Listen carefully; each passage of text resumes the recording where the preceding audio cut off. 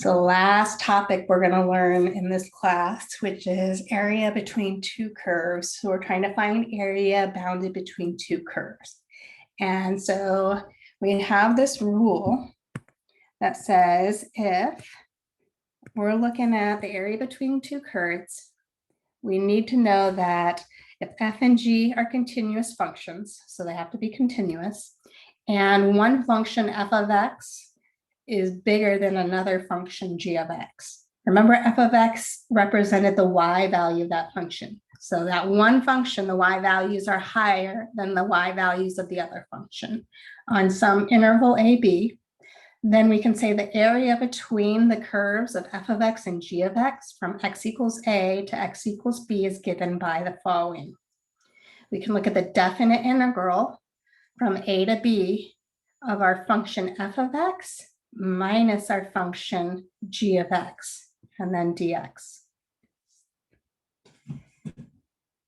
And we can break that down as the same thing as our first function, that integral minus the integral of our second function by rules of integration.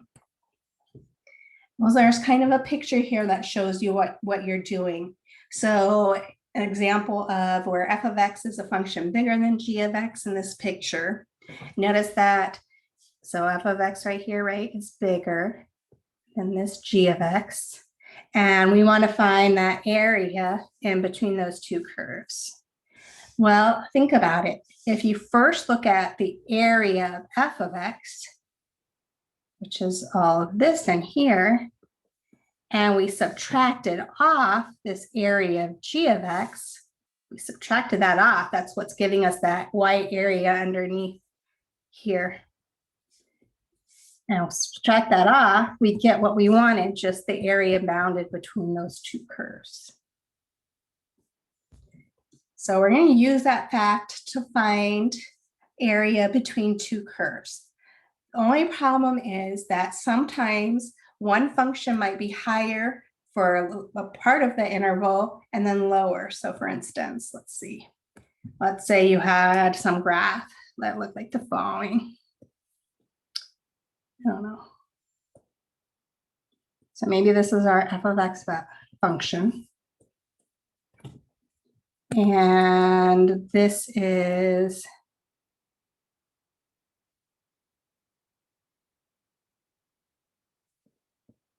g of x.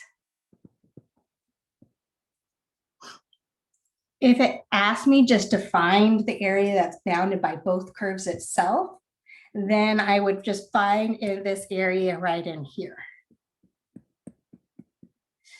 And I would be okay. My function f of x is always above g of x, those y values. So in that case, I would look at the integral, maybe this is a to b. I would look at the integral from a to b of my upper function, the one that's higher, which is f of x, minus my lower function, the y values are smaller there, of g of x, dx.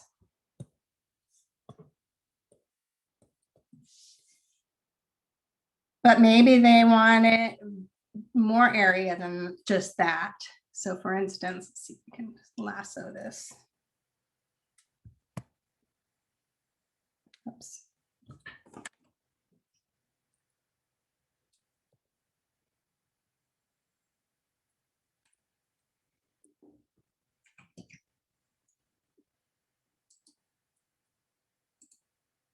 But maybe they said instead they wanted us to find the area between A and, let's say, oops, I didn't want that either.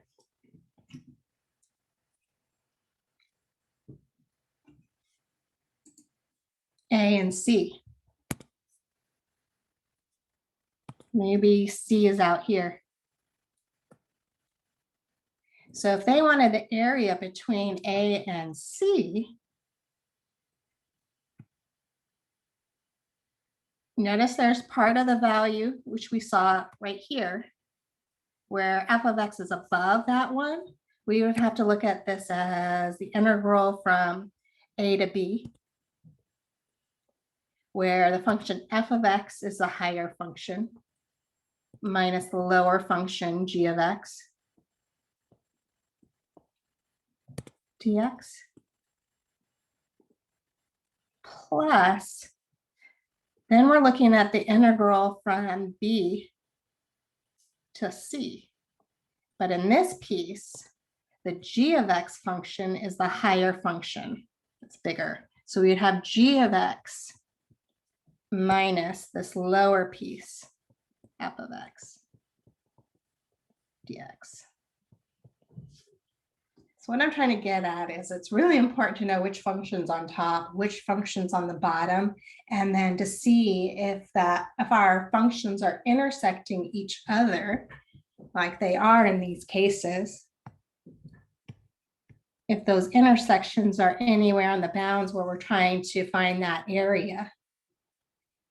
And we can find these points of intersection by looking at when is our f of x equal to g of x. So we find points of intersections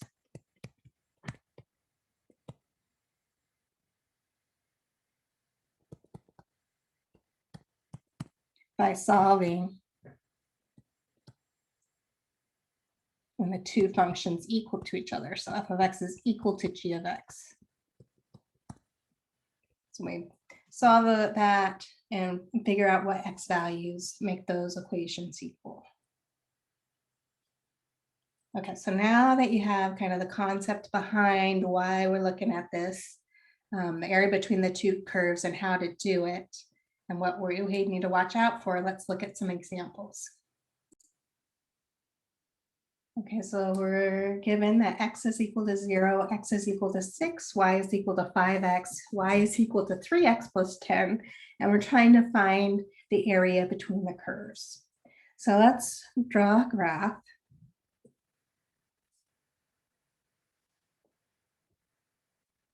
And we're looking at when x equals 0. So remember, x equals just a constant is a vertical line. So this is giving me the bounds on my integral. X equals 6. So I need to go out 6.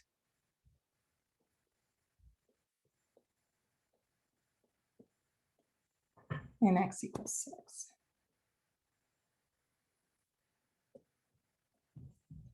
We want to graph each one of our lines. So we have this y equals 5x. So I know that that's a line. I know that's where my y-intercept, because it's in the form y equals mx plus b, my y-intercept is 0. And I see my slope is 5. So I can think of that as 5 over 1. So if I rise up 5, I would run over 1. Rise up 5, go over 1. Wow. I'm gonna need to use different because I'm gonna have to go up to 30. 6 times 5 is 30. So I'm gonna need to use a little bit different numbers. So maybe let's do it in terms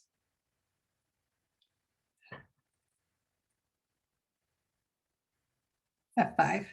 So maybe this is 5 or 2.5. So this is 10, 15, 20, 25, 30. Okay, so now graphing y equals 5x. So when x is 1, y is 5. When x is 2, y is 10. X is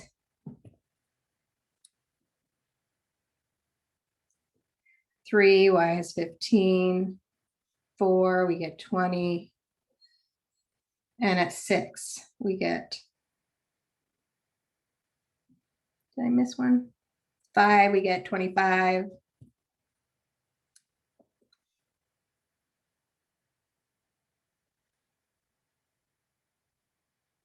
And then 30.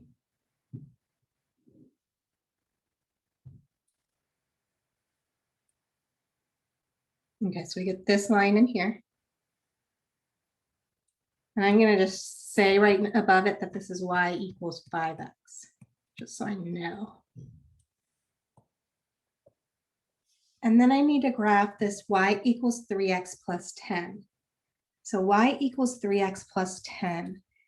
In this function, again, this is a line. We know what the slope is and we know what the y-intercept is. So my slope is 10. I'm sorry, my y-intercept is 10, but my slope is 3. I'm just going to plot points because I did my things in 2.5 and such. To me, it just would be harder. So let's do 1. 1 would give me back 13. So 13 is going to be right here. Let's look at 4. 4 times 3 is 12. 12 plus 10 is 22.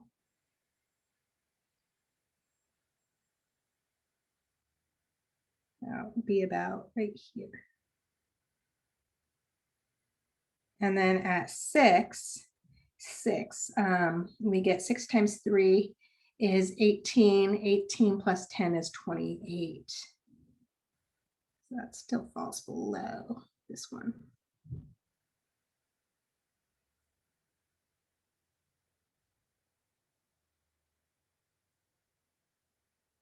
Oh, it does fall below that one. So we're trying to find this area, and it's hard to see, but there's this area in here.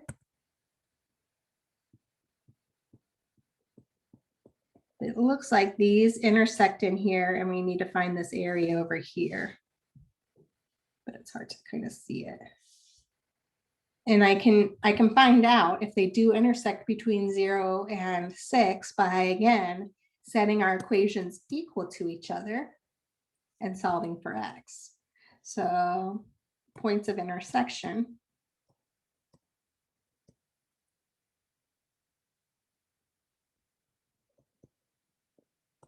We're going to look at when is 5x equal to 3x plus 10. Well, let's solve for x. It's a linear equation. Let's subtract 3x on both sides. 5x minus 3x is 2x equals 10. So x is equal to 5. Okay, so they're crossing when x is equal to 5, which is not. Okay, which is here.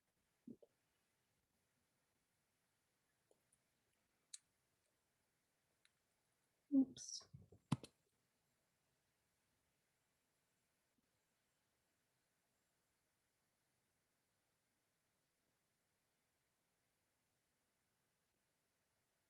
Okay, so pretend that's straight line.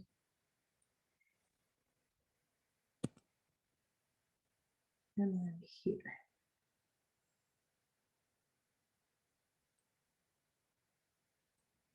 So we have this area where one function is above. So notice that first piece, g of x, not g of x, that second one, 3x plus 10 is on top. So for this first integral, this is the integral from 0, our x value is 0, to our x value of 5. And this is where the function again of 3x plus 10, that function was on top. So minus the function on the bottom, which on that first piece, 5x, that those y values are smaller. Plus, now we're looking at when x equals 5 to the x value of 6. But in that case, this blue function, those y values are bigger than my y values for the function I drew in pinkish red. So I have to put 5x first minus the bottom function. Be careful because this bottom function has more than one term. So I need parentheses around that whole bottom function. And so I have parentheses, I'm subtracting that whole thing off, 3x plus 10. And I should have written dx on both of those. So it'd be helpful if we first simplified our integral by combining like terms and then taking the antiderivative. So here we have the integral from 0 to 5. Well, I have a 3x minus a 5x. That gives me a negative 2x. And then I have a plus 10. This is dx. Plus I have the integral from 5 to 6. This time though, I have to distribute my negative. So really I have 5x minus 3x minus 10. And 5x minus 3x, that gives us a 2x minus 10 dx. Okay, so let's go through and let's take the antiderivative. And an antiderivative of negative 2x. So we're adding 1 to our exponent, which gets us a square, divide by our new exponent 2.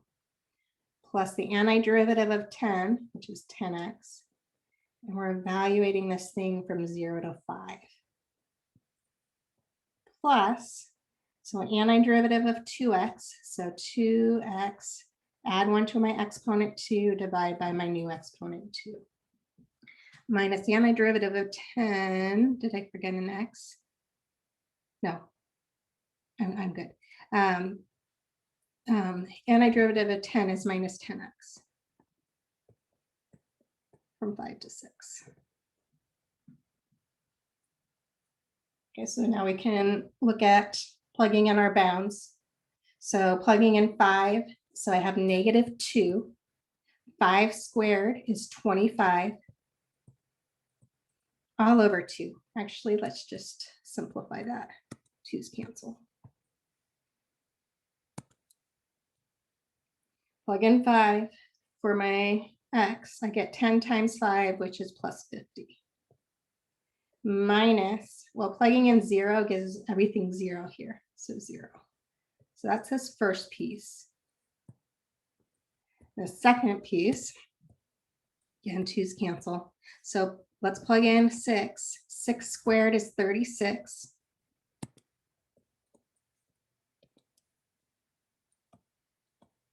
Minus, plugging in 6 for x, minus 10 times 6, so minus 60. Minus, now let's plug in 5 wherever we see an x. And it's not the same as over here. So plugging in 5, I get 5 squared is 25. Minus 5 times 10, so minus 50.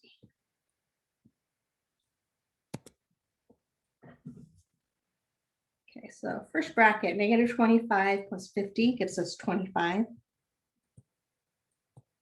Plus, and so cleaning up in here, we have 36 minus 60, so that's going to give me minus 24.